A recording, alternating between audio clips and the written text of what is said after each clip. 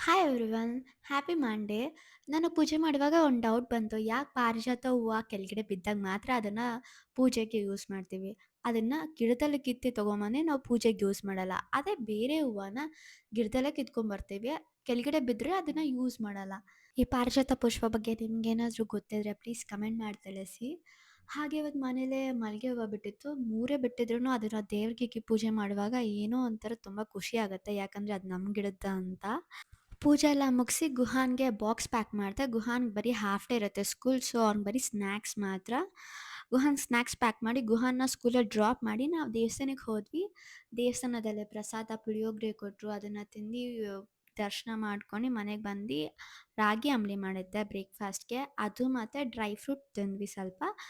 ಇದೆಲ್ಲ ಮುಗಿಸೋಷ್ಟೊತ್ತಿಗೆ ನಿರ್ಮಲ್‌ಗೆ office time ಆಯಿತು. ನಿರ್ಮಲ್ ಅವರು ರೆಡಿಯಾಗಿ ಆಫೀಸ್‌ಗೆ ಹೋದ್ರು. ನಾನು ಸ್ವಲ್ಪ ಹೊತ್ತು ಬಿಟ್ಟು ಗುಹಾನ್ನ 12:30 ಹಾಗೆ ಗುಹಾನ ಸ್ಕೂಲಿಂದ ಕರ್ಕೊಂಬರ್ತಾ ಇದ್ದೆ. ಹಾಗೆ ನಾವು ದಾಳಂಬ್ರಿ ಗಿಡನ ಆರ್ಡರ್ ಮಾಡಿದ್ವಿ. ನಾವು ಬರೋಷ್ಟೊತ್ತಿಗೆ ದಾಳಂಬ್ರಿ ಗಿಡ ಬಂದಿತ್ತು. ಇದಾಗಿತ್ತು ನಮ್ಮ ಸ್ಮಾಲ್ ಮಂಡೇ.